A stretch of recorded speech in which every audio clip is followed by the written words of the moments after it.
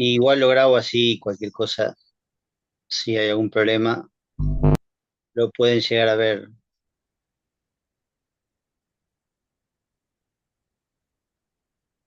Hay más. Ahí estamos. Sí. Bien.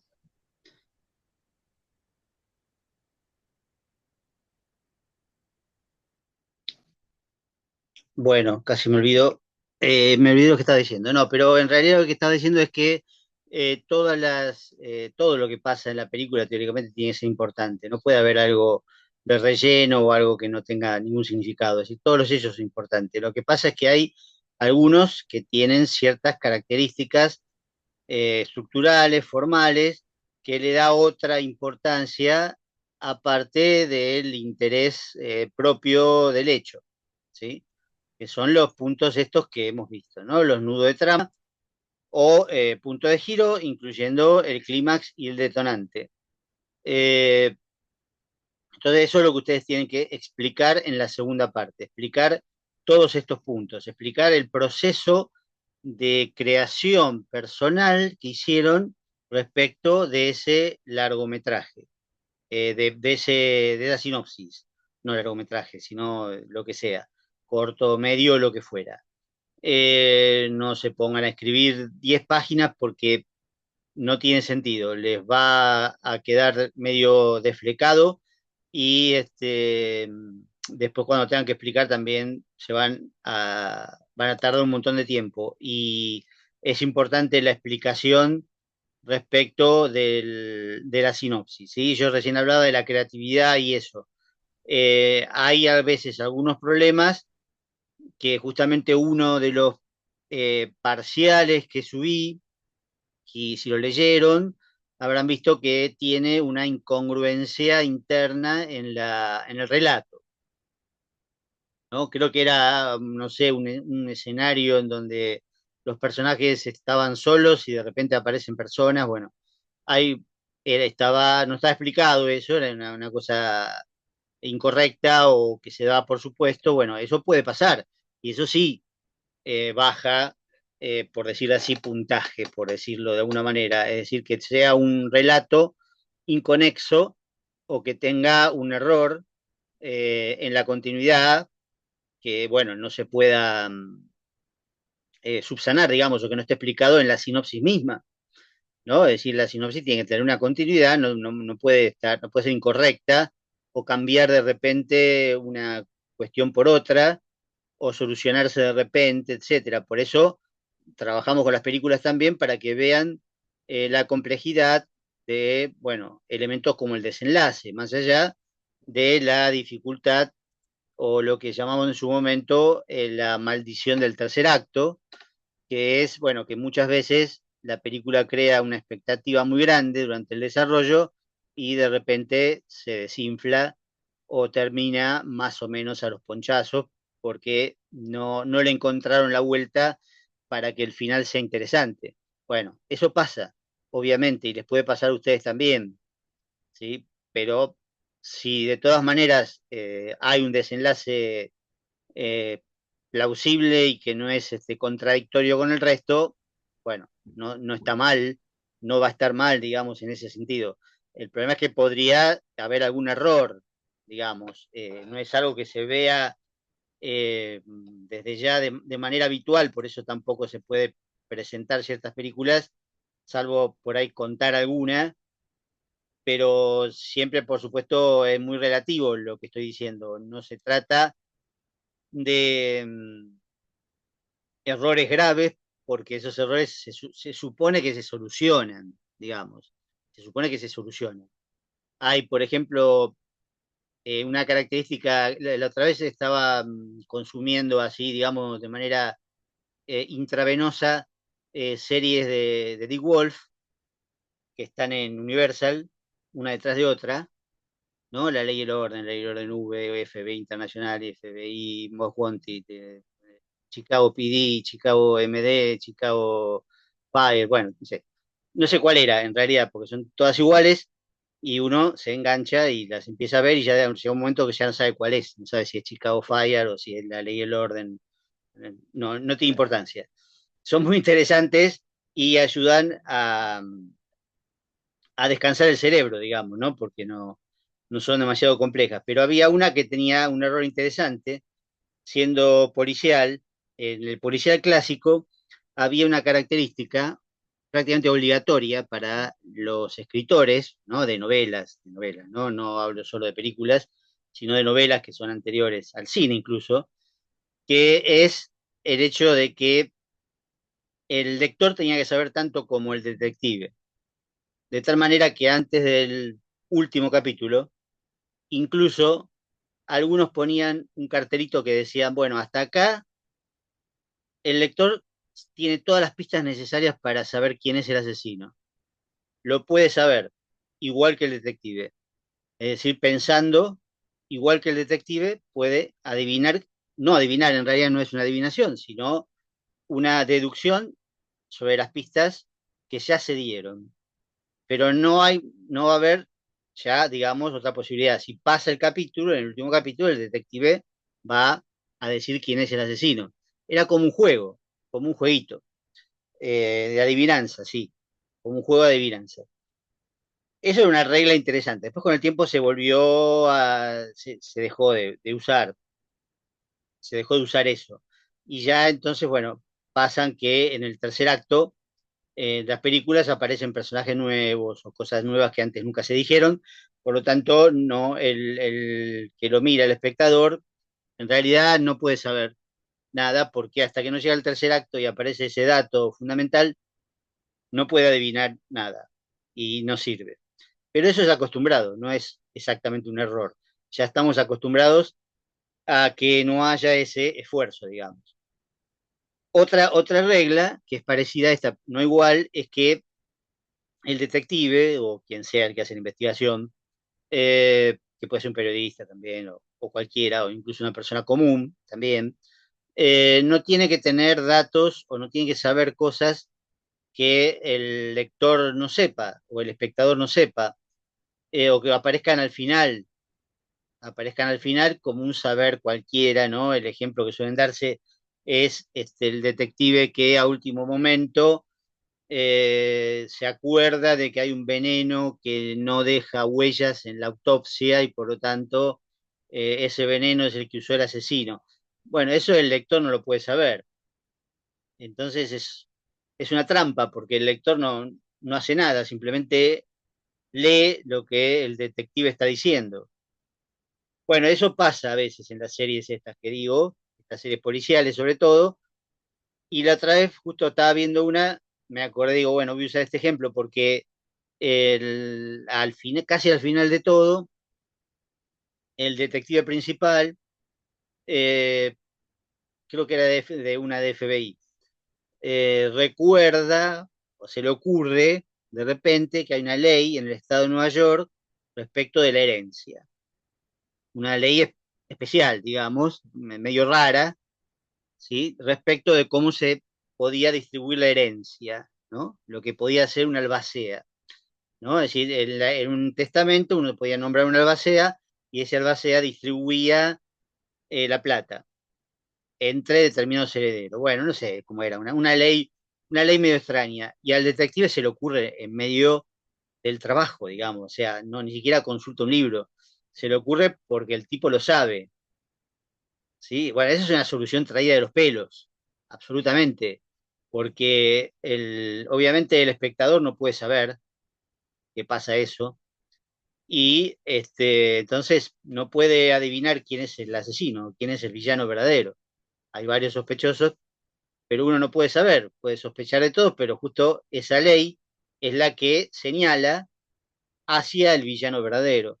Funciona como un punto de giro cuando al tipo se le ocurre eso, porque gracias a eso van a buscar al villano verdadero, tardan un tiempo y bueno, se produce el clímax donde, bueno, se enfrentan con el villano. Pero eso no se hace, no se debería hacer así, sacarlo de la manga, al final de todo en el tercer acto. Así sea una serie berreta de una hora o 45 minutos. No debería ser de esa manera. Pero bueno, es una manera de zafar, es una manera de zafar, ¿sí? Más en este caso, que son miles de series que no se terminan de ver nunca y que, bueno, digamos, funcionan como una máquina de hacer chorizo. Pero algo de calidad no podría solucionarse de esa manera, ¿sí? Porque esa ley, ¿quién la conoce?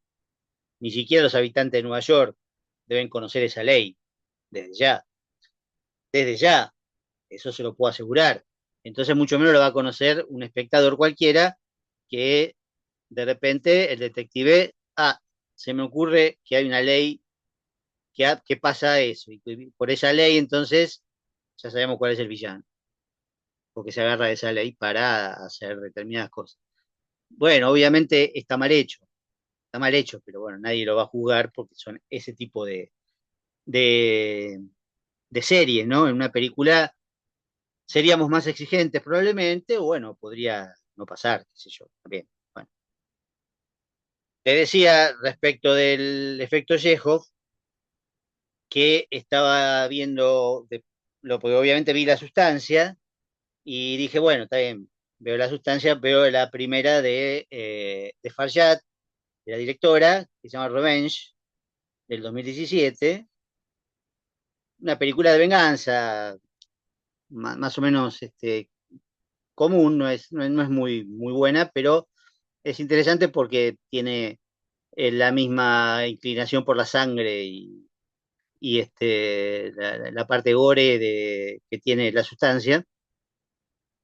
Pero simplemente el detalle que les quería decir, que al principio, digamos, aparece unos pedacitos de peyote, ¿no? Que es un hongo mexicano alucinógeno que hay que consumir, por supuesto, con muchísimo cuidado porque tiene altas propiedades alucinógenas. Y bueno, la protagonista se lo dan para que lo guarde por las dudas, para que pase inadvertido, y se lo guarda en un camafeo que tiene, que es un corazoncito que le cuelga acá, que se abre, creo que son esos corazoncitos que se abren, y ella guarda el peyote ahí y lo cierra y le queda colgando. O sea, evidentemente ese peyote va a ser usado en algún momento, ¿sí? Porque si no, no tiene ningún sentido esa escena. Es solamente esperar cuándo lo va a usar. Y uno hasta se da cuenta cuando lo va a usar también. Si en ese sentido, si bien es una estructura un poquito mecánica, un poquito berreta, al mismo tiempo hay cierta participación del espectador, casi sin darse cuenta y sin saber que se trata de efecto Chekhov, es simplemente decir, bueno, pero esto lo va a usar en algún momento, porque si no, no tiene mucho sentido, ¿sí? Porque no es que lo va a usar para divertirse o para pasar un rato, digamos, como una droga cualquiera, sino que va a tener una importancia en la trama y va a ser usado de una manera fundamental para la trama. Quizás no en el tercer acto, puede ser también en el desarrollo. Bueno, sí, obviamente es usado y obviamente uno se da cuenta de cuándo lo va a usar. ¿Sí? Esto es así, entonces por eso les digo que todo lo que pasa en una película es significativo y va a tener alguna consecuencia más adelante, ¿sí? Más allá, por supuesto, de las cuestiones engañosas, de que un personaje parece bueno y después es malo, como en el caso del VAR, o que parece al revés, o que parece malo y después resulta bueno. Eso, por supuesto, también implica algo interesante, algo variable, una sorpresa, una resolución que el espectador por ahí no se espera. Bueno, insisto, todo tiene que ser interesante en la película. Todos los hechos tienen que ser interesantes. Lo que no pueden ser es lineales, porque no se puede perseguir al tiburón eternamente. En algún momento tiene que pasar algo, en algún momento lo tienen que cazar, pero para cazarlo hay que inventar algo que sea interesante, algo que produzca un momento de tensión y de definición, por más que uno sospeche que no va a terminar mal. Ahora, como ya les dije muchas veces, los finales, ¿sí? Pueden ser buenos o malos. En el caso de Tiburón es difícil imaginar un final malo, o sea, que gane el tiburón, ¿sí? Es medio difícil. en el caso de la época, por el caso de la época, por el caso de cómo es la película, por el personaje principal. ¿Sí? Lo único que es ese engaño de, por supuesto, el capitán, sí, el capitán se lo morfa porque es imbancable y es un personaje así, digamos, ambiguo, ¿no? Pero está el hecho de que, bueno, ¿qué pasó con el oceanógrafo? Si se lo morfó o no se lo morfó, que es raro que no se vea y que aparece al final, ¿no? Que se esconde y aparece, y reaparece al final. Bueno, está bien. Esa duda está. Pero es difícil imaginar que gane el tiburón, ¿sí? Si ustedes ven muchas películas de tiburón, de tiburones, que ya es un género, van a ver que algunas terminan mal. Sí, efectivamente, en algunas gana el tiburón, ¿sí? Eso pasa. Puede pasar, tranquilamente, pero es difícil en el caso de esta película de tiburón que uno imaginara un final malo. Pero en realidad podría pasar también que el final fuera malo, que el héroe o el protagonista terminara mal, ¿sí? ¿Por qué no? Puede pasar. Más en una comedia dramática, por supuesto, que en una película de acción.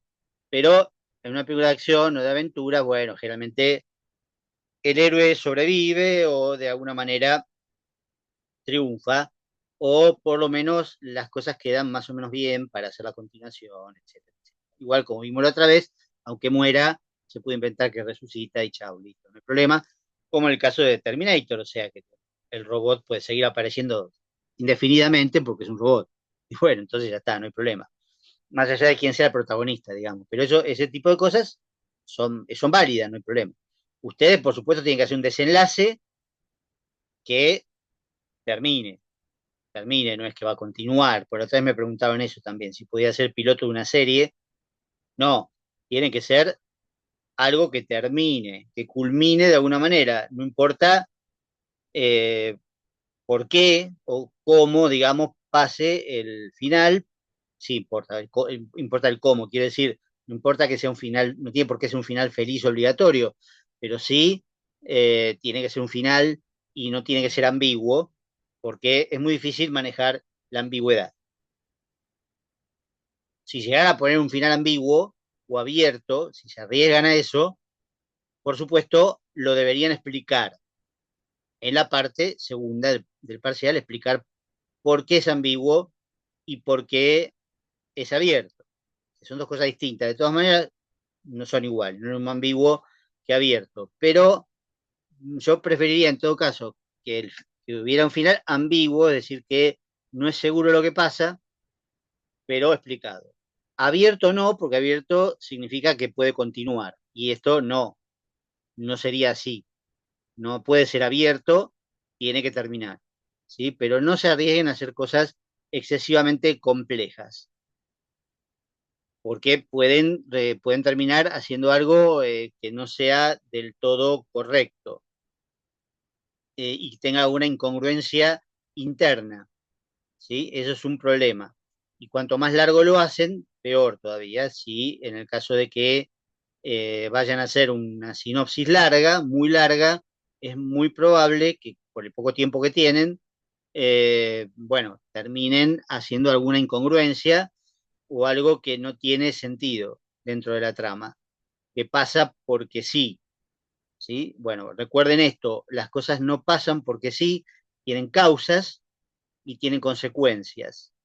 Y entonces eso lo tienen que manejar con mucho cuidado porque las cosas en general, repito, no pasan porque sí, salvo en algunos géneros, como decíamos antes, o muy experimentales o en determinado tipo de comedias, cosas que, bueno, no son fáciles de manejar, son mucho más difíciles de escribir en forma de guión.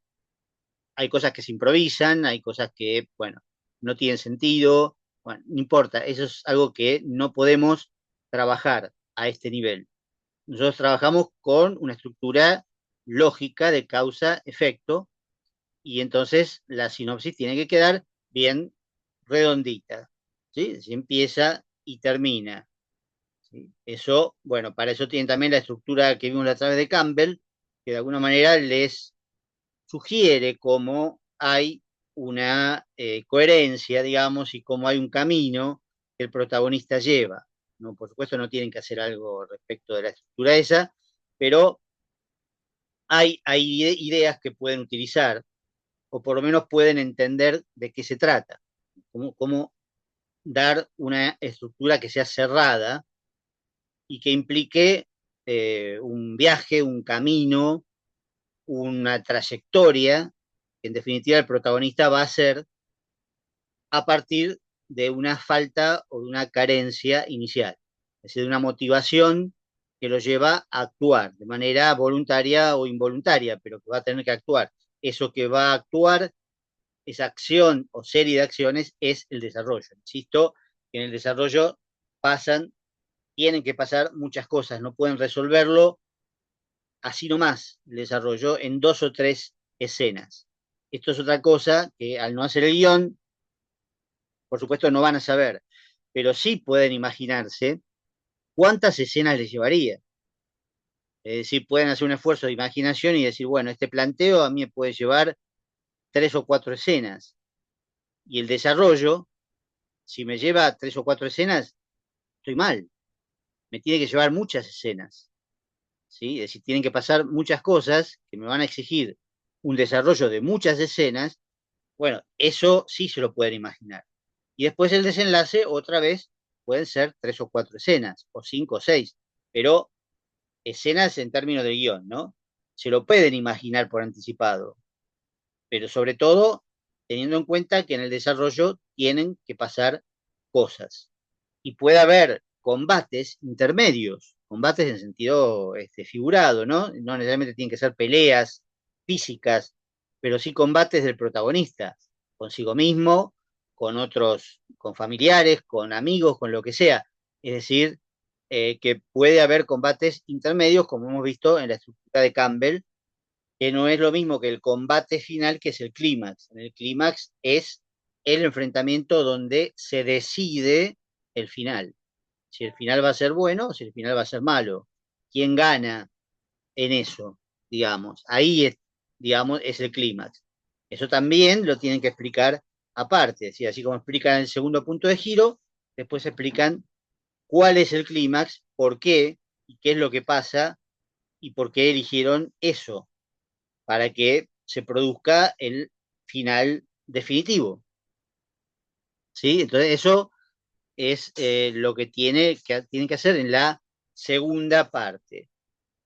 ¿Sí? Una explicación completa de la estructura que hicieron antes. O sea, primero hacen la sinopsis sin ninguna explicación, solo los hechos, ¿sí? En tres partes, en tres partes, ¿sí? Si quieren hacer algún, no sé, poner algún color, eso lo pueden hacer, no hay ningún problema. Se puede resolver de muchas maneras la explicación. Hemos visto de todo. Hemos visto explicar en el medio, hemos visto llaves, hemos visto un montón de cosas. Acá lo que se plantea es una explicación aparte.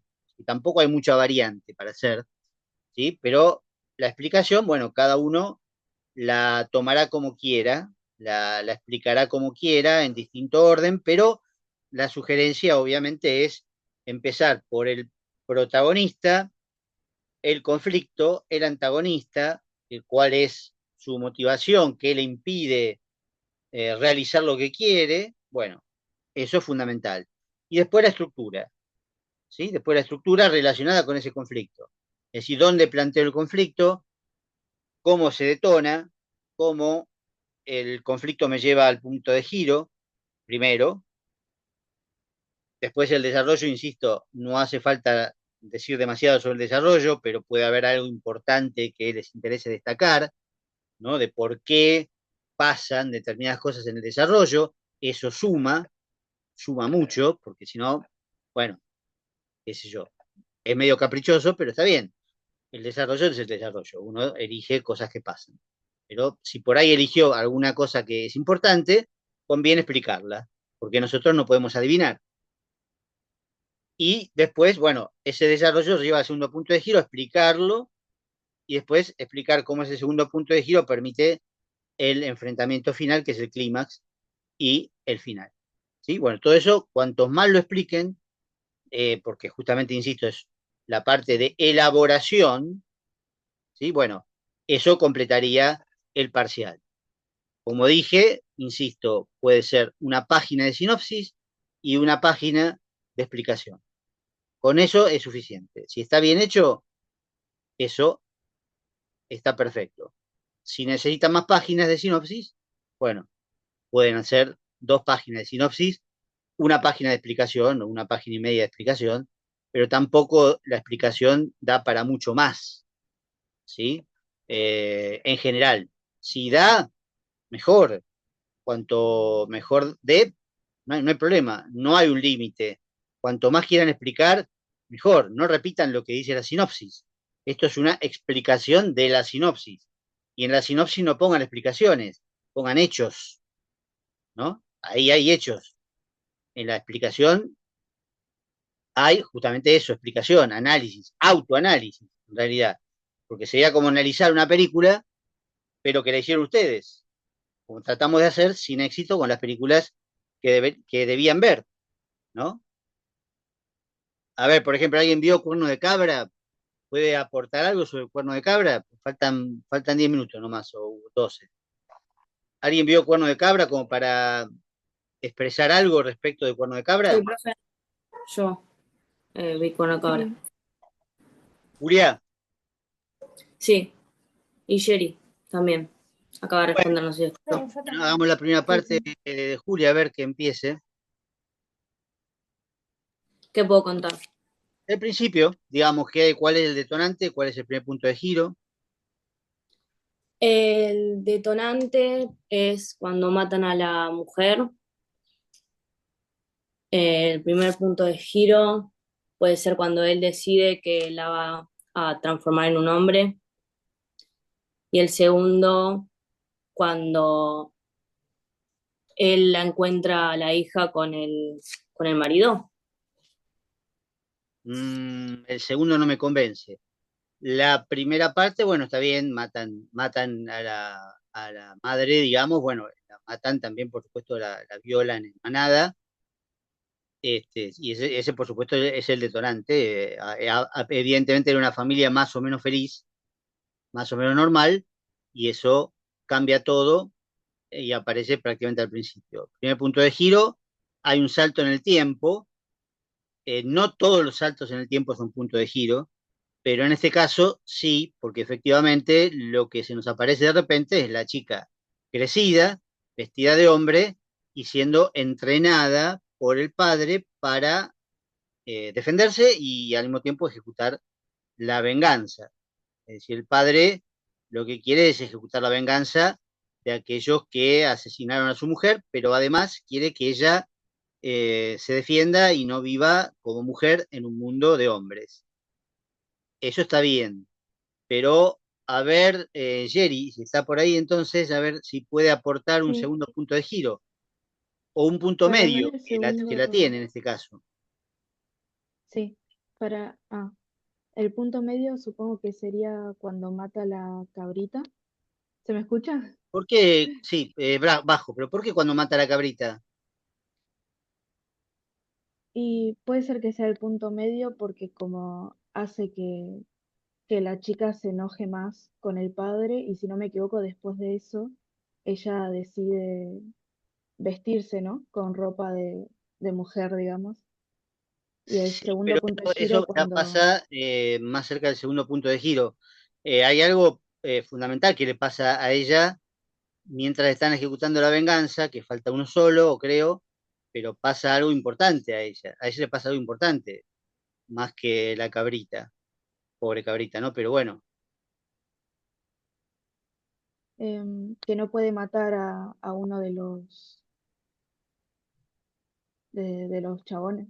Bueno, eso revela en parte un poco la sensibilidad femenina, ¿no? Que en este caso sería un aspecto discutible, pero no le pasa otra cosa más importante que lleva justamente después al segundo punto de giro y al final, desde ya, ¿no? Ay, no sé cuál sería el medio. Sé que el segundo punto de giro es cuando eh, el chico del que está enamorada descubre que es una mujer y el clímax cuando prende fuego la casa, Bueno, ¿o no? pero pasan muchas cosas ahí. Faltan un montón de cosas en el medio. El clímax sí seguro es cuando finalmente prende fuego la casa como simetría, porque está lleno una película llena de simetrías. Así como se quema la primera casa, se quema la segunda, así como ella se viste de hombre en el segundo punto de giro, ¿sí? Se viste de mujer para casarse. Ese es el segundo punto de giro, cuando se casa y se viste de mujer de vuelta. Pero para casarse, digamos que no se puso en Tinder, ¿no? Ah, claro, sí. No, bueno, tiene que conocer al chico. Ese es el punto medio, cuando conoce al chico y se enamora, Ah, ok. digo chico, va, es muchacho, pero es un muchacho aparentemente distinto a los otros. Eso es lo que la cambia a ella de alguna manera, enamorarse. Al enamorarse, chau, sonó, porque justamente ya no le interesa tanto la venganza, le interesa volver a ser mujer, digamos, y ahí se precipita lo que sería el segundo punto de giro, que es el casamiento y la reacción del padre al respecto, digamos.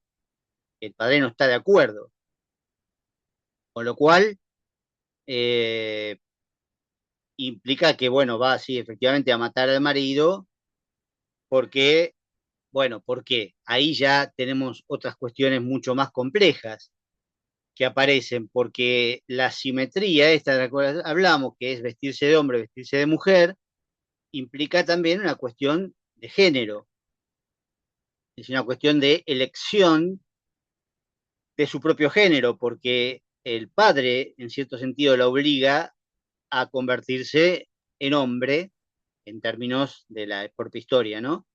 Un hombre que sabe luchar, que no tiene piedad, que se va a vengar de los que mataron a la madre, y ella tiene esas reacciones de dudar de matar al tipo que está con la familia o de este, reaccionar frente a lo de la cabrita, etcétera, pero fundamentalmente de enamorarse de un hombre, es decir, de una persona del otro género. Y entonces eso la hace volver al género, es decir, reelegir su género, pero voluntariamente, en contra de los deseos del padre, que el padre reacciona de manera edípica porque en realidad, en el fondo, lo que está haciendo el padre es eh, teniéndola como una especie de apéndice de él, ¿sí? De alguien que ejecuta la venganza junto con él y que no va a pertenecer a ningún hombre, porque de hecho, con la excusa de defenderla, de hacer que se defienda de los hombres, lo que hace es impedirle que sea feliz, porque ella en realidad se casa con alguien del cual no hay ningún testimonio que sea cruel o que se parezca a los otros hombres o que la vaya a maltratar. Porque si fuera así, bueno, podría reaccionar el padre, efectivamente, no haría falta porque ella se podría manejar tranquilamente ante el muchacho si la maltratara, pero en realidad ella es feliz con el muchacho. De hecho, se casa y son felices brevemente, ¿sí? Entonces ahí los dos puntos de giro son simétricos, así como son simétricos también la parte del detonante en cuanto al quemar la casa y quemar la otra casa. También, sea el detonante y el clímax, también son simétricos. Me parece que eso es importante que lo tengan en cuenta y en este caso sí hay un punto medio que es el momento en que se conoce al muchacho y empieza a tener una relación con él, digamos, que es algo que se da rápidamente, pero que, bueno, es una película breve, por otro lado, que enseguida lleva a ese segundo punto de giro tremendo, que es el hecho de que ella se vuelva a vestir de mujer, cosa que para el padre es un golpe muy fuerte porque es él el que la vistió de hombre, es él el que la quiso convertir en hombre para que de alguna manera le perteneciera a él, no a otros hombres. ¿Sí? Esto es muy importante en la película, como sentido general. No son solo puntos de giro de manera tomado de manera estructural, digamos, sino que son puntos de giro que tienen un significado más profundo, simbólicamente, ¿sí?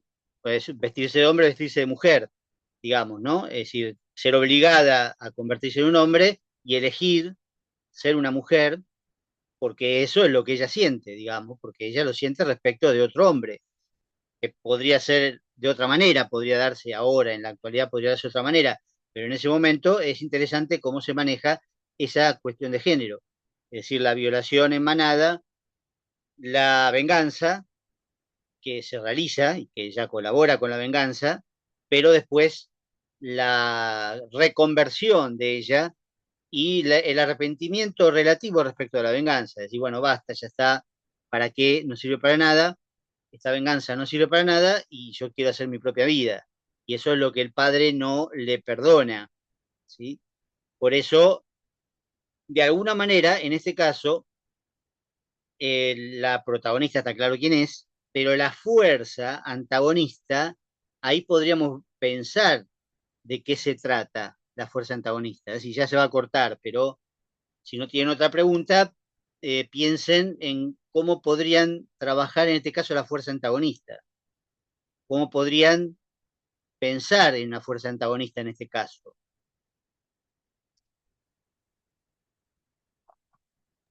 Profe, yo tenía una duda con la película del bar. Mm.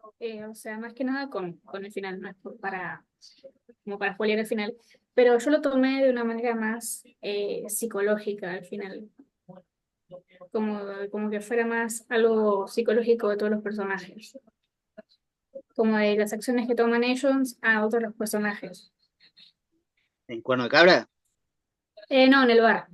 En el bar. ¿Y cómo sería eso Yo psicológicamente? lo, o sea, yo lo tomé como cómo reaccionarían cada personaje en la situación en la que pasa. Yo no sé si es así. Sí, bueno, sí, los personajes en general son más o menos eh, estereotipos, digamos, no el mozo bonachón, la mujer la adicta al juego. Sí, cada uno tiene una psicología, lo que importa más que nada psicológicamente acá es más que la psicología es un poco la moral, Sí, porque eso justamente, que es como reaccionarían ellos como en defensa de sí mismos en todo momento. sí, sí, está bien, Ok, eso ok. suele pasar en el cine catástrofe, lo que se llama cine catástrofe, que cada personaje reacciona de alguna manera, es como Titanic, digamos, también. En Titanic los personajes reaccionan más o menos de acuerdo a determinado carácter, como el novio Ok, de ella, por ejemplo, que uno sí, sabe de entrada que bueno, es un ricachón hijo de puta, bueno, y reacciona de esa manera, y actúa de sí, esa manera. Y Jack se sacrifica, bueno, digamos, eso es, en realidad se sacrifica simbólicamente, es interesante porque obviamente en la tabla cabía perfectamente, ujú. pero uno dice, bueno, ¿por qué se habrá muerto?